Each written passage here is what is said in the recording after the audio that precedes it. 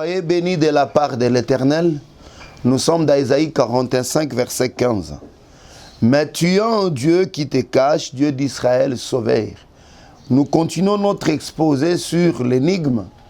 Nous disions dans l'émission passée qu'une énigme, c'est quelque chose de mystérieux ou de mystérieux ou quelque chose de caché. Et nous avions dit, bien aimé, que Dieu a évolué dans deux grandes dispensations, la dispensation de la loi ainsi que la dispensation de la grâce. Et la dispensation de la loi, c'était la dispensation des ténèbres, ou alors, dans cette dispensation, Dieu a intervenu par des énigmes. C'est comme ça que nous avons démontré dans l'émission précédente comment est-ce que depuis la chute d'Adam, Dieu a marché avec l'homme dans les énigmes jusqu'à la croix. Et il a fallu que l'agneau soit immolé pour que, bien aimé, nous puissions avoir la représentation exacte de l'Éternel. Mais comme nous disions dans une de nos émissions, nous disions, bien aimé, souvent, le vrai problème, comme beaucoup de gens, c'est le problème des contextes. C'est-à-dire que beaucoup de gens, c'est le problème des notions plutôt, beaucoup de gens ont un problème de concepts, c'est ce que je voulais dire, et des notions. C'est comme ça que nous avons jugé bon aussi d'expliquer d'abord l'énigme à la lumière des Écritures, pas à la lumière des dictionnaires, mais à la lumière des Écritures, pour qu'on comprenne c'est quoi une énigme selon Dieu, et alors qu'on comprenne l'œuvre de l'onction dans le ministère. Nous avions dit, bien aimé, dans l'émission précédente, la première définition ou la première explication que nous avons donnée sur l'énigme, nous avions dit que l'énigme, c'est quelque chose de caché ou alors quelque chose de mystérieux. Et nous nous sommes, bien aimés, servis de Juges chapitre 14, verset 8. Nous sommes partis voir le frère Samson et la suite, vous la connaissez. Si vous ne nous avez pas suivi, contactez-nous sur notre numéro qui est à ma gauche, en bas de votre écran à gauche, et nous allons vous envoyer cet audio. Maintenant, aujourd'hui, nous continuons. Nous allons prendre 2 Pierre chapitre 3, verset 15. 2 Pierre chapitre 3, verset 15. Écoutez ce que le frère Pierre est en train de dire par rapport au frère Paul. 2 Pierre chapitre 3, verset 15. Nous lisons au nom du Seigneur Jésus-Christ. Excusez-nous un peu.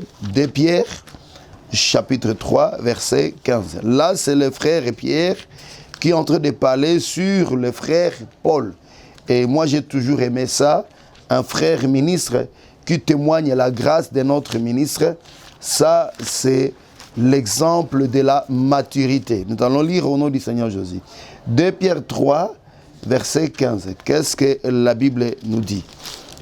Il est écrit, « Croyez que la patience de notre Seigneur est votre salut, comme notre bien-aimé frère Paul vous l'a aussi écrit selon la sagesse qui lui a été donnée. » C'est ce qu'il a fait, c'est ce qu'il fait dans toutes les lettres, où il parle de ces choses dans lesquelles il y a des points difficiles à comprendre, dont les personnes ignorantes et mal affermies tordent le sens comme celui des autres Écritures pour leur propre ruine.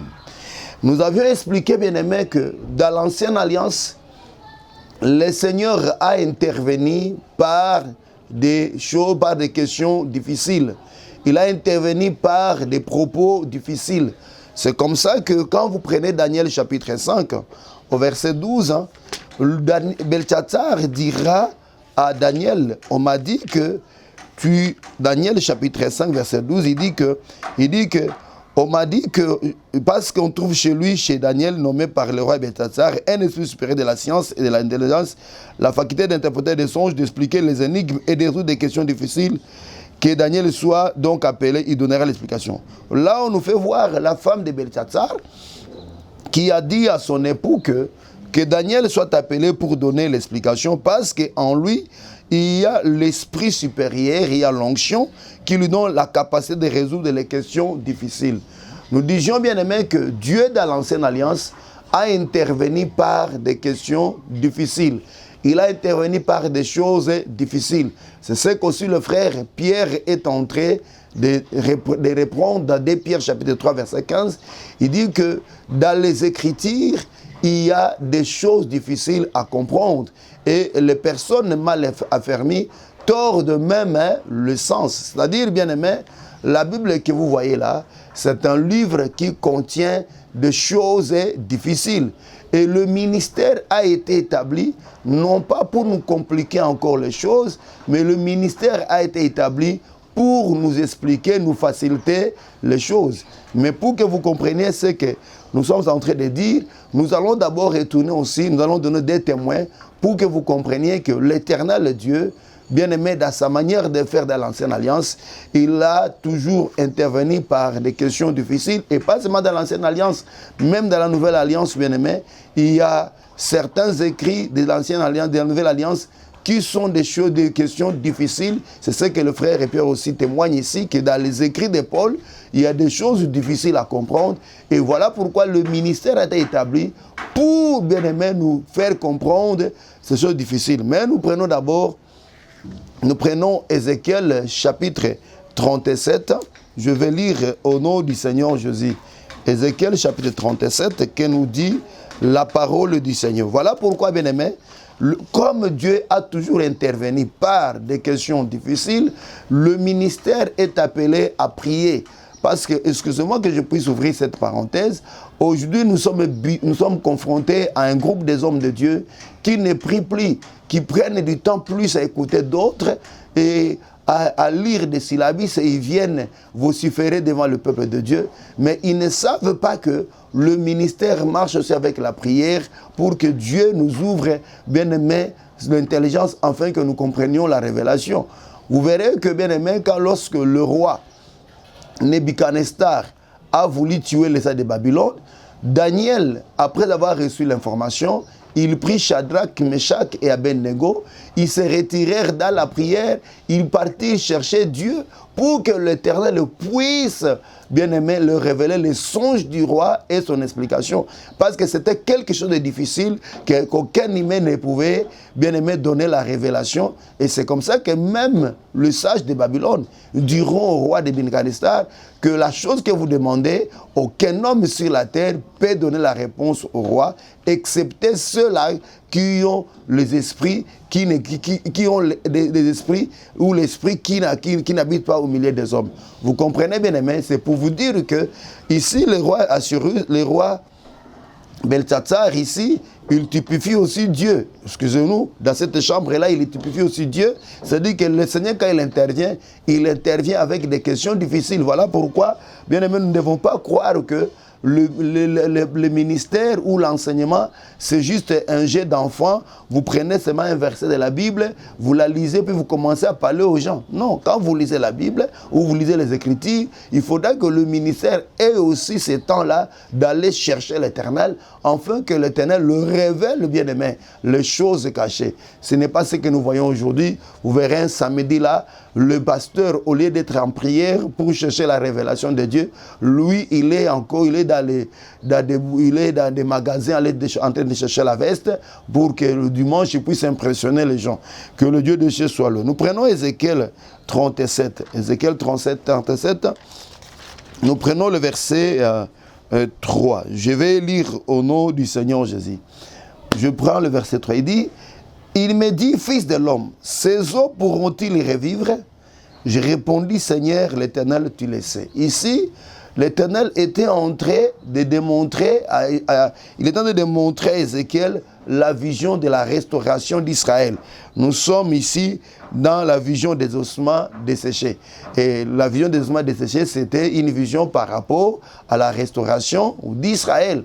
Alors, le Seigneur va lui poser la question, en lui montrant, bien-aimé, les ossements, il lui montrera les os qui étaient complètement secs, il va lui poser la question, fils de l'homme, ces eaux pourront-ils revivre? Je vais d'abord vous expliquer, vous dire, bien-aimé, épingler que le fils de l'homme ici, d'abord, c'est le prophète. Quand on parle de fils de l'homme dans la Bible, le fils de l'homme, ça parle du prophète. Or, quand nous voyons le prophète, nous voyons le ministère. Donc, bien aimé, le ministère est appelé à répondre aux questionnements de Dieu. C'est ce que nous avons toujours dit nous avons toujours dit dans cette émission. Nous avons toujours dit, bien aimé, que celui qui est appelé au ministère, il est appelé à répondre aux questions de Dieu. C'est-à-dire, bien aimé, prêcher, enseigner, c'est répondre au questionnement de Dieu. Mais qui pose la question, c'est Dieu. Il pose la question à Ézéchiel, le fils de l'homme, le prophète. Il dit, ces eaux pourront-ils revivre? Mais écoutez la réponse d'Ézéchiel. Ézéchiel lui dira, Seigneur l'Éternel, tu le sais. C'est-à-dire, bien aimé, la réponse au questionnement de Dieu vient de Dieu lui-même. C'est-à-dire, quand Dieu nous pose des questions, quand Dieu nous pousse à nous envoyer, quand Dieu nous pose des questions, en réalité, les questions que Dieu nous pose, ou nous pose, sont des questions difficiles. Bien aimé, que l'humain ne peut pas répondre, à part l'Éternel lui-même. C'est comme ça, bien aimé, que le ministre est appelé à retourner auprès de l'Éternel qui pose des questions et que lui-même puisse répondre. Nous prenons, bien aimé, 1 Timothée, 1 Corinthiens, chapitre 2, 1 Corinthiens chapitre 2, que le Dieu de cieux nous bénisse. 1 Corinthiens chapitre 2, nous prenons le verset 9. On dit ceci, 1 Corinthiens chapitre 2, verset 9, on dit, mais comme il est écrit, ce sont des choses que l'œil n'a point vues, que l'oreille n'a point entendues, et qui ne sont point montées au cœur de l'homme. Des choses que Dieu a préparées pour ceux qui l'aiment. Vous voyez, ce ne sont pas des choses qu'on étudie dans les écoles théologiques. Dieu nous les a révélées par l'Esprit. Vous voyez, on dit, Dieu nous les a révélées. Or, quand on parle de la révélation, ça dit que ces choses étaient cachées, c'était des mystères, c'était des énigmes qu'il fallait révéler. Dieu nous les a révélées par l'Esprit, car l'Esprit sonde de tout, même les profondeurs de Dieu. C'est-à-dire, ces choses, ce sont des choses qui étaient cachées dans les profondeurs de Dieu, mais il a fallu que l'Esprit de Dieu puisse les sonder et les révéler. C'est comme ça que nous avons toujours, l'Esprit c'est l'onction. C'est comme ça que nous avons dit, bien aimé, il n'y a pas de ministère sans onction. Qu'on ne vous trompe pas.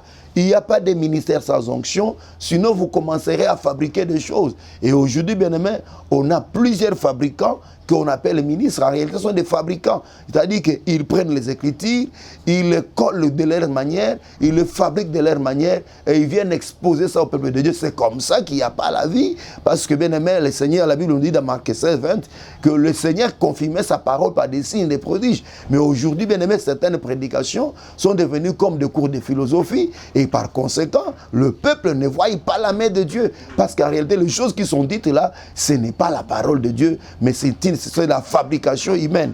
On dit quoi ici? Dieu nous les a révélés par l'Esprit, car l'Esprit sonde de tout, même les profondeurs de Dieu.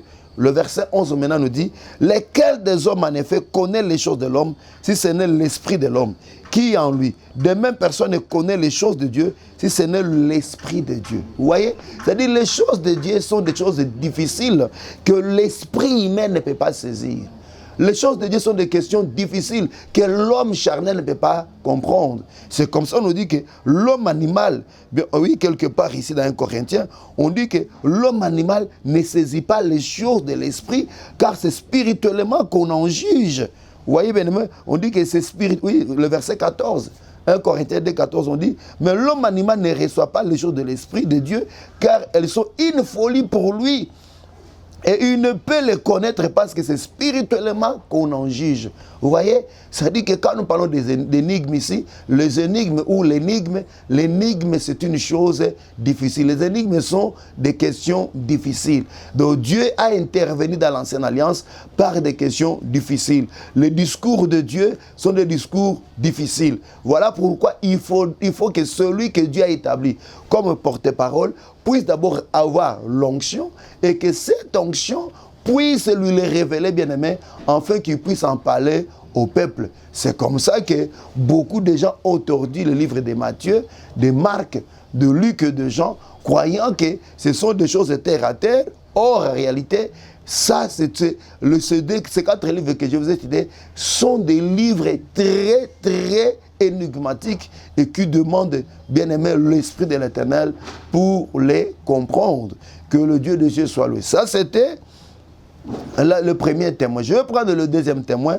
Je prends le frère Job. Nous sommes dans Job chapitre 38.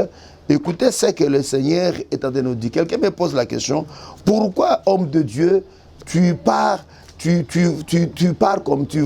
Pourquoi, homme de Dieu, tu as décidé de nous parler de ces choses? Oui, c'est pour vous susciter, vous démontrer d'abord que, bien aimé, je voulais d'abord expliquer c'est quoi l'énigme, mais aussi le but que je poursuis dans cette émission aujourd'hui, c'est d'amener les hommes de Dieu à avoir du temps aussi dans la prière, à chercher Dieu, à chercher Dieu dans la prière pour que le Seigneur leur révèle les choses.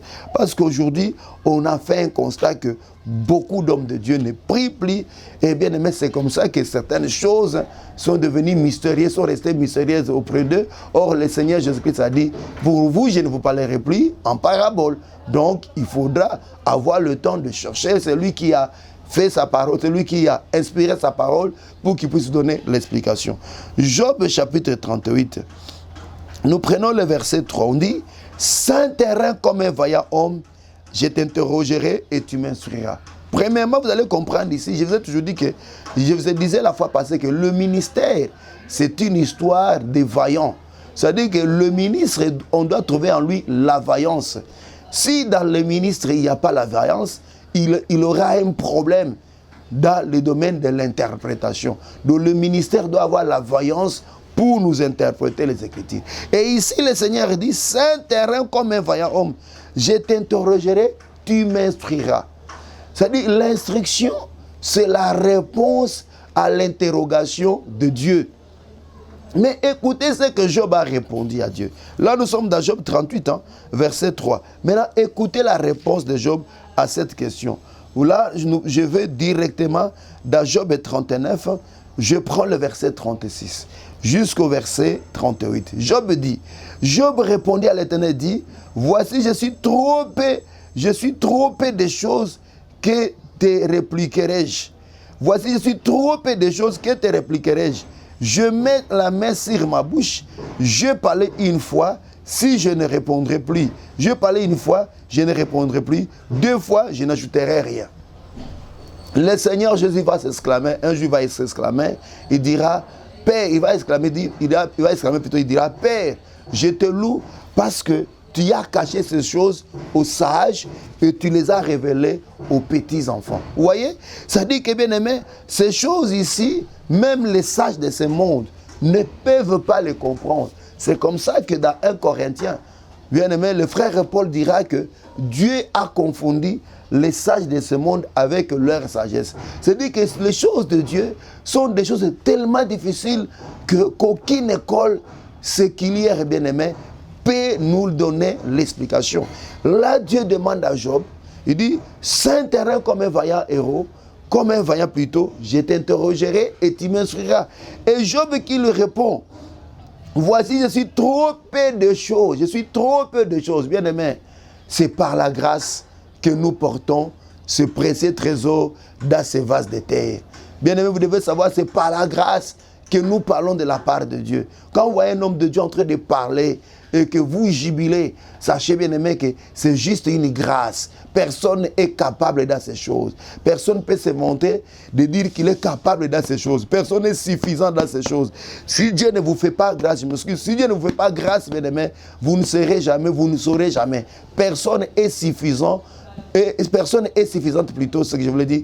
Personne n'est suffisante dans l'interprétation des choses de Dieu. Personne n'est suffisante, qu'on ne vous trompe pas. Donc, Dieu a toujours intervenu par des questions difficiles. Voilà pourquoi, pour les résoudre, bien aimé, il faut l'onction. Et l'homme de Dieu doit toujours interroger l'onction, doit toujours questionner Dieu pour que le Seigneur puisse lui révéler. Et celui qui nous enseigne ces choses, bien aimé, c'est le Saint-Esprit. Voilà pourquoi nous prenons un Jean. Voilà pourquoi nous devons tous être à l'école du Saint-Esprit. Homme de Dieu, vous devez aller à l'école du Saint-Esprit pour que le Saint-Esprit vous enseigne sa parole. 1 Corinthiens, 1 Jean, chapitre 2, verset 20. C'est une écriture que vous connaissez, mais au moins nous allons la lire pour vous. 1 Jean chapitre 2, verset 20. Nous lisons au nom du Seigneur Jésus. On dit ceci, pour vous, vous avez reçu l'onction de la part de celui qui est saint et vous avez tous la connaissance. C'est-à-dire, c'est l'onction qui donne la connaissance. Et quand nous prenons le verset 27, écoutez ce que la Bible dit, verset 27, le frère Jean ajoute, dit, pour vous, l'onction que vous avez reçue de lui demeure en vous et vous n'avez pas besoin qu'on vous enseigne, mais comme son onction vous enseigne toutes les choses, vous voyez, c'est l'onction qui enseigne. C'est-à-dire que, bien aimé, les questions difficiles de Dieu, Pour les comprendre et les résoudre, il faudra que le ministre soit à l'école du Saint-Esprit. Vous devez aller à l'école du Saint-Esprit et c'est le Saint-Esprit qui doit commencer à vous enseigner. Quand je parle de l'école du Saint-Esprit ici je ne parle pas de ces rassemblements dénommés école du Saint-Esprit. Ici, je dis que l'homme de Dieu, vous devez vous mettre à genoux, chercher Dieu, priez Dieu en lisant les Écritures. Vous priez et vous lisez les Écritures. Et le Seigneur va vous révéler ces choses, les choses énigmatiques, les choses qu'il a cachées. Et quelqu'un va me poser la question, est-ce que tu peux aussi nous donner une écriture? Ou bien aimé, il fallait fléchir toujours les genoux pour que Dieu puisse se révéler. Oui, j'avais donné l'exemple de Daniel, si vous le voulez. Je vais retourner par là, mais je prends d'abord Éphésiens. Je prends Éphésiens chapitre 1er. Écoutez ce que le frère Paul est en train de nous dire, Éphésiens chapitre 1er. Je vais lire au nom du Seigneur Jésus. On dit ceci, je commence au verset 16. Il dit, « Je ne cesse de rendre grâce pour vous, faisant mention de vous dans mes prières, afin que le Dieu de notre Seigneur Jésus, le Père de gloire, vous donne un esprit de sagesse et de révélation dans sa connaissance. » Le frère Paul dit, il dit quoi? Il dit ici, je ne cesse de rendre grâce pour vous, faisant mention de vous dans mes prières. C'est-à-dire que pour un homme de Dieu, la prière, c'est quelque chose qui ne doit jamais abandonner. Il doit continuer à prier perpétuellement pour que le Seigneur donne un esprit de sagesse et de révélation dans sa connaissance. Et qu'il illumine les yeux de votre cœur pour que vous sachiez quelle est l'espérance qui s'attache à son appel. Qu'il illumine il n'y a pas d'illumination, bien-aimé, sans la prière. Retournons dans la prière au lieu de passer le temps à prier seulement pour des vestes, des véhicules, de voyage.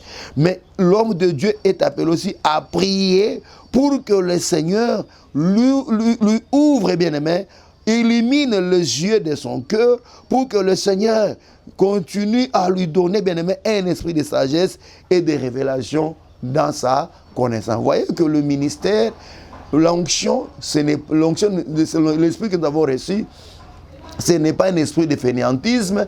L'onction n'amène pas l'homme au fainéantisme. Par contre, l'onction pousse l'homme dans la prière. Et bien aimé, on ne va pas se limiter ici, nous retournons dans l'ancienne alliance pour donner les critiques que j'ai données. Citer les critiques que j'avais données. Bon, donner les critiques dont j'ai cité. Nous prenons Daniel, chapitre 1er. Daniel, chapitre 2. Nous allons lire au nom du Seigneur Jésus. On dit quoi? Daniel, chapitre 2. On dit ceci, je prends le verset. Excusez-moi. Que Dieu soit loué. On dit ceci. Bon, c'est pas grave. On peut aller, on peut évoluer. Mais dans Daniel, là, on nous dit que Daniel, il était parti, il a pris, voilà. Voilà, je prends Daniel chapitre 2. Je prends le verset 16. On dit, et Daniel s'est rendu vers le roi et le pria de lui accorder du temps pour donner au roi l'explication. Verset 17. Ensuite, Daniel alla vers sa maison et il instruisit de cette affaire Anania, Misaël et Azaria, ses compagnons, les engagea à implorer la miséricorde du Dieu du Dieu des cieux, afin qu'on ne fît pas périr Daniel et ses compagnons avec le reste des sages de Babylone. Alors les secrets furent révélés à Daniel dans une vision pendant la nuit, et Daniel bénit le Dieu des cieux. Vous voyez? Pour que Daniel puisse connaître les songes du roi et son explication, pour que les secrets lui soient révélés, Daniel était parti dans sa maison. Il instruisit Anania, Misaël et Azaria, ses compagnons dans cette affaire, et les engagea à implorer la miséricorde du Dieu des cieux. Vous voyez, bien-aimé? Et ce n'est pas ça, ce n'est pas seulement ici. Ça, c'était l'habitude d'ailleurs de Daniel. Même quand vous allez dans Daniel chapitre 9, vous verrez que Daniel, après avoir lu le livre de Jérémie, bien-aimé, Daniel s'est mis à prier. Et c'est pendant qu'il priait, bien-aimé, que l'ange lui dira, le premier jour où tu t'es humilié, le premier jour, la parole était déjà sortie. Vous voyez, Daniel, pour recevoir, bien aimé, ce que vous appelez les 70 semaines de Daniel, que moi j'appelle les 70 semaines d'Israël, Daniel a commencé à prier. Quand vous prenez le livre de Daniel chapitre 9, nous prenons le verset 2, on dit ceci, je vais lire au nom du Seigneur Jésus, on dit, la première année de son règne, moi Daniel, je vis par les livres qu'il devait s'écouler, je vis par les livres qui devaient s'écouler 70 ans pour les ruines de Jérusalem, d'après le nombre des années dont l'Éternel avait parlé à Jérémie le prophète. C'est-à-dire que Daniel d'abord c'était un grand lecteur. Il n'a pas lu seulement le prophète Jérémie, mais il a lu aussi beaucoup de livres. Et les livres dont on parle ici, ce ne sont pas les livres ce qu'il y a. Là, il a lu aussi Deutéronome, parce que déjà, le Deutéronome 28, Dieu en avait déjà parlé. Il a lu beaucoup de passages dans les Écritures qui parlaient de ces choses. Et qu'est-ce qu'il y fit? Au verset 3, on dit, « J'ai tourné ma face vers le Seigneur Dieu, afin de recourir à la prière et aux supplications, en gênant et en prenant les sacs et les cendres. » Vous voyez, ici déjà, bien aimé, Daniel nous fait voir comment est-ce qu'il a lu et comment est-ce qu'il a recouru, bien aimé, à la prière. Maintenant, je prends le verset 23. On dit ceci. On dit, je vais lire, on dit, lorsque tu as commencé à prier, là c'est l'ange qui parle, la parole est sortie et je viens pour te l'annoncer, car tu es un bien-aimé, sois attentif à la parole et comprends la vision. Vous voyez? C'est-à-dire que pour que l'ange vienne donner à Daniel, bien-aimé, l'explication de la vision, bien-aimé, Daniel a recouru à la prière. Et on dit, l'ange lui dira, lorsque tu as commencé à prier, la parole est sortie et je viens pour te l'annoncer. Écoutez, homme de Dieu, Dieu intervient toujours par, le temps que je vais faire sur mon chrono, oui, Dieu intervient par des questions difficiles. Dieu intervient par des choses difficiles. Et le ministère est appelé à les résoudre. Les questions difficiles dont nous sommes en train de parler ici, ce sont les questionnements de Dieu dans les Écritures. Parce que les Écritures, la Bible, c'est le livre des questionnements et des réponses de Dieu. Maintenant, ces questionnements-là, ou ces questions-là, le ministère est appelé à les résoudre. Mais pour les résoudre, le ministère doit avoir l'onction. Mais l'onction ne fait pas du ministre un fainéant. Ce qui veut dire le ministère ou le ministre doit toujours recourir à la prière pour que le Seigneur puisse lui les révéler. Ou le Seigneur puisse révéler ses secrets ou alors ses énigmes. Oh, que Dieu soit loué, que Dieu bénisse encore sa parole, que Dieu soit béni, bien-aimé, par rapport à cette exhortation que nous avons donnée, et qu'ils s'en souviennent, parce qu'aujourd'hui, on est bité à un groupe de gens qui n'aiment plus la prière. La prière est devenue une denrée rare à plusieurs, dans les chefs de beaucoup d'hommes de Dieu, mais ils passent plus leur temps à écouter tel prédicateur, tel prédicateur. C'est comme ça que quand vous les écoutez, vous ne vous sentez rien de nouveau. Il n'y a que de la répétition, répétition après répétition, parce qu'ils ne savent pas que la révélation marche aussi avec la prière. Que Dieu soit loué. Alors, parce que nous parlons des énigmes, vous comprendrez, bien aimé, que Dieu, en se servant des énigmes pour parler, Dieu a utilisé plusieurs styles. La Bible, c'est un livre à plusieurs styles. Et si vous ne comprenez pas les styles de parler de Dieu, bien aimé, vous passerez à côté. Et dans ces styles-là, vous verrez, bien aimé, que Dieu a intervenu par la parabole ou par des paraboles, par la métaphore, par les allégories, par des proverbes, par, bien aimé, le parallélisme, et la liste est exhaustive. C'est-à-dire toutes ces choses que j'ai parlé ici, c'est ce qu'on appelle les énigmes. Et nous allons commencer, bien aimé, premièrement par la parabole ou par les paraboles. Quand vous prenez Ézéchiel chapitre 17, Ézéchiel chapitre 17, nous prenons le verset 2. Ézéchiel chapitre 17, verset 2. Ézéchiel chapitre 17, verset 2, nous allons lire au nom du Seigneur Jésus. Que nous dit la parole. Parce que tout ce que nous disons doit avoir les Écritures pour le soubassement Un prédicateur, quand il parle, il doit savoir que tout ce qu'il dit doit avoir les Écritures pour soubassement. C'est comme ça que j'avais dit la fois passée que j'ai toujours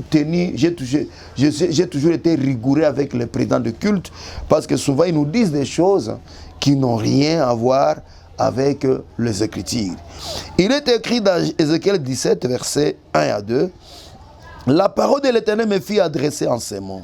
Fils de l'homme, propose une énigme, dis une parabole à la maison d'Israël. » Vous voyez, ici, le frère Ézéchiel, le prophète, nous dit que une énigme, c'est une parabole.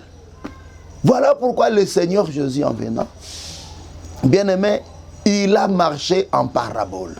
Tout ce que Jésus faisait, tout ce qu'il disait, les miracles, même les paraboles, tout ça, c'était des paraboles. Voilà pourquoi les paraboles de Jésus ne doivent pas être prises à la légère, bien-aimé. Les paraboles de Jésus ne doivent pas être prises à la légère. Vous devez savoir que les paraboles de Jésus, ce sont des enseignements, de vrais enseignements. Et puis le thème central, le sujet central, bien-aimé, de toutes ces paraboles, c'est lui-même d'abord Jésus. C'est-à-dire, dans toutes ces paraboles-là, vous devez d'abord chercher Jésus. Jésus a parlé beaucoup en parabole. Et beaucoup ont tordu ses sens. Quand je dis que c'est Jésus qui est le sujet central, même quand on parle de choses qui peuvent paraître comme péché, vous devez savoir que c'est toujours Jésus. Bien-aimé, il y a des exemples qui me montent à la tête, mais à cause du temps, je crois que je ne peux pas les donner. Mais je vais donner seulement une de ces. Je vais donner un exemple plutôt. Écoutez-la. Le Seigneur Jésus dit que pour piller la maison d'un homme fort, il faut d'abord le lier avant de le piller. Vous connaissez cette écriture, je l'ai déjà donnée ici. J'ai toujours écouté des gens qui ont toujours tordu ce sens-là. Ils vous diront que cet homme fort-là, c'est Satan. J'ai toujours posé la question, qu'est-ce qu'on peut piller chez Satan? Or, Jésus, en donnant cette parabole, il parlait d'abord de lui-même. Il parlait d'abord de lui-même, bien-aimé. Parce que l'homme fort ici, c'est d'abord Jésus-Christ lui-même. Il a fallu que le Père puisse le lier à la croix pour que nous ayons la vie qui était en lui. Il n'y a pas le diable. Vous voyez, bien-aimé, ça, ce n'est qu'un exemple parmi tant d'autres. Donc, bien-aimé, vous devez savoir que les paraboles que Jésus-Christ donnait, le sujet principal, c'était d'abord lui-même. C'est-à-dire, il parlait d'abord de lui-même. Et Dieu, dans toutes les Écritures, parlait d'abord de lui-même. Derrière les Écritures que vous voyez là, c'est d'abord Dieu. Même quand on parle d'un mercenaire, c'est toujours... Quand dans le livre de Deutéronome là, oh que Dieu soit loué, mon chrono a sauté. Dans le livre de Deutéronome là, quand on parle... Merci mon frère, merci, merci. Même dans le livre de Deutéronome là, tout ce qu'on écrit là, quand vous avez un mercenaire, ceci, cela, tout ça c'est toujours Jésus. Donc bien aimé, vous voyez que le livre de Deutéronome, d'abord, je vais prendre cela. Je ne sais pas qu'est-ce qui me passe dans la tête, je prends cela. Le livre de Deutéronome, c'est un livre tellement prophétique. Chaque verset de Deutéronome, c'est toute une prophétie. Vous voyez, c'est un livre, bien aimé, qui demande vraiment qu'on ait un œil ouvert pour l'expliquer. Mais aujourd'hui, combien de personnes n'ont pas tordu l'essence de ce livre de Deutéronome? On les prend comme ça, on tord l'essence, on oublie que Jésus-Christ a dit que je suis venu accomplir la loi. Il est venu accomplir tous ces écrits qui sont écrits dans la loi. Que le Dieu de ce Dieu soit loué. Donc, j'ai démontré d'abord que une énigme, c'est une parabole. Or, bien aimé, la parabole, ce n'est pas l'exacte représentation des choses.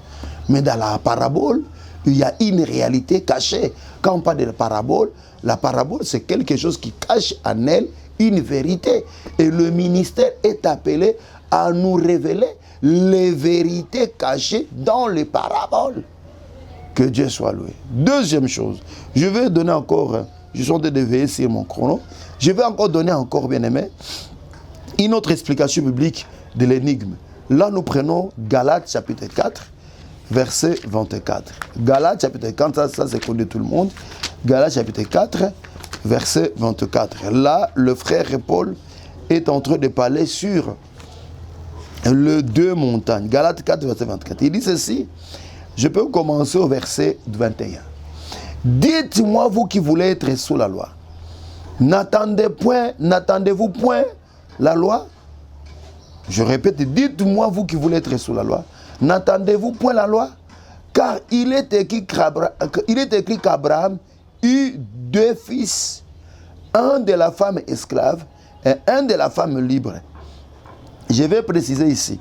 Ici d'abord, les Écritures ne disent pas qu'Abraham avait seulement deux fils. Non. Ici, on veut nous faire voir que de ces deux femmes-là, Abraham a eu deux fils. On ne dit pas qu'Abraham avait seulement deux fils, non. Mais seulement de ces deux femmes-là, Abraham a eu deux fils. On dit, car il est écrit qu'Abraham eut deux fils, un de la femme esclave et un de la femme libre. Mais celui de l'esclave naquit selon la chair et celui de la femme libre naquit en vertu de la promesse. Maintenant, le verset 24, on dit quoi? Ces choses sont une allégorie, car ces femmes sont deux alliances. L'une du mont Sinaï, enfantant pour la servitude, c'est Agar, car Agar c'est le mont Sinaï en Arabie, et elle correspond à la Jérusalem actuelle, qui est dans la servitude avec ses enfants. Mais la Jérusalem d'en haut est libre et c'est notre mère. Je ne me limite pas là. Vous voyez que Dieu encore ici, ça dit que la vie d'Abraham, c'était encore une énigme. C'est comme ça que Ésaïe dira que moi et les enfants que Dieu m'a donnés, nous sommes des signes et des présages. C'est-à-dire que la vie d'Abraham lui-même, c'était toute une énigme. Mais le frère Paul nous dit que cette énigme-là, c'était aussi, c'est ce qu'on appelle une allégorie. Donc, bien aimé, quand on parle d'énigme, dans l'énigme, on voit la parabole, mais on voit aussi, bien aimé, les allégories. C'est-à-dire que la Bible, c'est un livre rempli d'allégories. Et le ministère est appelé à nous expliquer ces allégories. Et ces allégories, bien aimés, Dieu a utilisé même les hommes pour manifester ces allégories. Comme Abraham, par exemple. Vous verrez que la vie d'Abraham, c'était toute une allégorie. Donc il faut bien étudier cette vie-là pour comprendre le mystère qui était caché.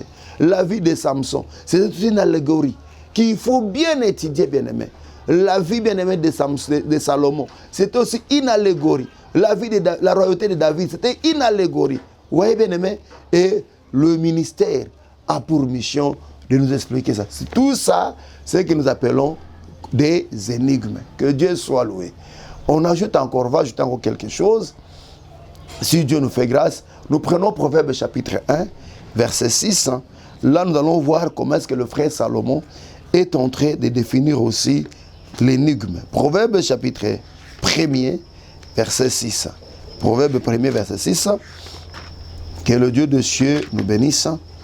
Proverbe chapitre 1er, verset 6. Excusez-nous. Nous vous prenons quelques minutes. Proverbe chapitre 1er, verset 6. Que le Dieu de cieux soit loué. Il est écrit, je prends d'abord le verset 1er. Proverbe de Salomon, fils de David, roi d'Israël. Le verset 6. Pour saisir l'essence d'un proverbe ou d'une énigme, des paroles des sages et de leurs sentences. Vous voyez, ici encore, on nous fait voir, bien aimé, qu'une énigme, c'est aussi un proverbe. C'est aussi un proverbe. Donc l'énigme, c'est un proverbe. Mais ce proverbe-là, ça doit être expliqué. D'ailleurs, ce verset 6 est tellement riche en explications à ce qui concerne l'énigme. On nous fait voir que l'énigme, c'est un proverbe, c'est aussi une sentence, mais c'est aussi les paroles des sages. Les sages dont on a parlé ici, ce sont les prophètes de l'Ancienne Alliance. C'est-à-dire que leurs paroles étaient aussi des énigmes. Vous voyez bien aimé? C'est-à-dire les paroles des prophètes de l'Ancienne Alliance, c'était des énigmes. Les proverbes, c'était aussi des énigmes. Les sentences qu'on trouve dans l'Ancienne Alliance, c'était aussi des énigmes. Et le ministère est appelé à nous expliquer les proverbes, à nous expliquer les paroles des sages, à nous expliquer ces sentences bien-aimées. Voilà pourquoi j'avais dit ici, dans une des émissions, que le ministère, c'est la révélation.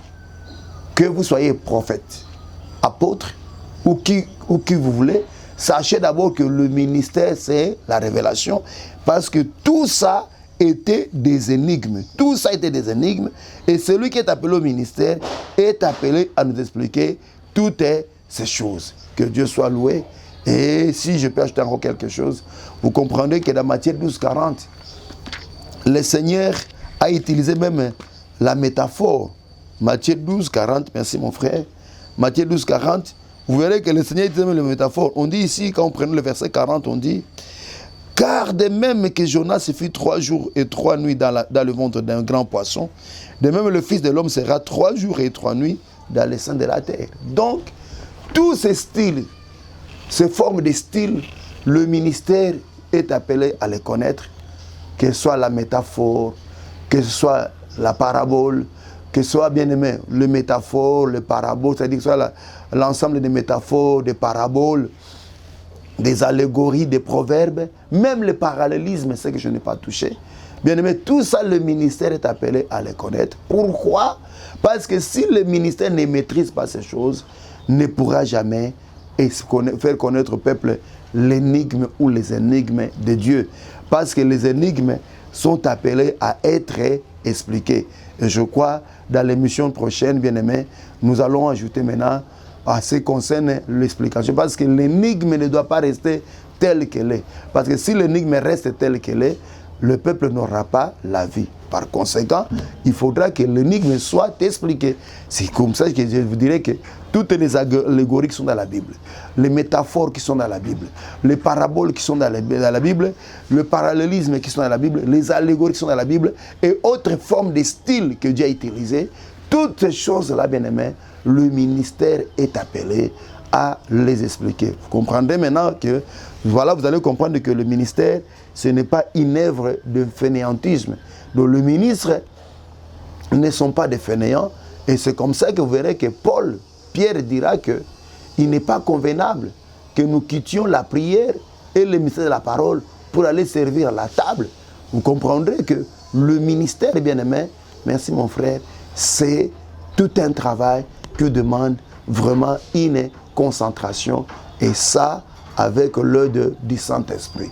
Mais retenez que pour interpréter les énigmes, le ministre doit avoir l'onction, mais à part l'onction, ces genoux-là, ça doit être quelqu'un qui sait s'humilier devant l'Éternel, qui sait chercher la face de Dieu, afin que l'Éternel puisse lui révéler ces choses. Et c'est ça la charge que Dieu a donnée aux hommes de Dieu. Que le Dieu de Dieu vous bénisse.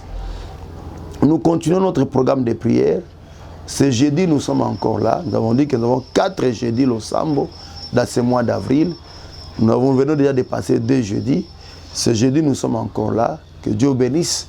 Merci parce que vous serez là. Nous sommes avec notre confrère, le frère, l'apôtre Léon Tchoni.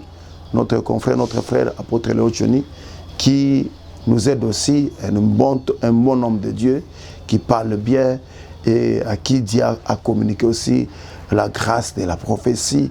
Et venez et vous serez bénis. Nous sommes sur Kitega, numéro 50, dans la commune de Barumbu, Kitega numéro 50, non loin des avenues Bokassa et Bakongo.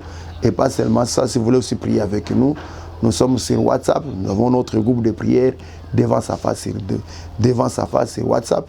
Vous nous contactez au numéro qui est à ma gauche ici, 080 87 87 418. Et nous allons vous placer dans l'un, nous allons vous placer et nous prierons toujours ensemble parce que nous prions de 23h à 1h. Que le Dieu de cieux vous bénisse et vous comble suffisamment, qu'il agrée encore vos besoins et soyez bénis chez vous.